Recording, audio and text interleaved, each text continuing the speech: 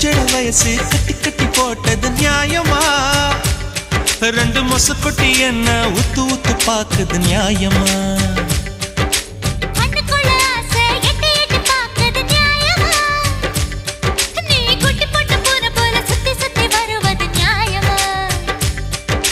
எதையோ மறக்கிற நியாயமா? எதுக்கோ அலையிற நியாயமா? பஞ்சா பறக்கிற நியாயமா?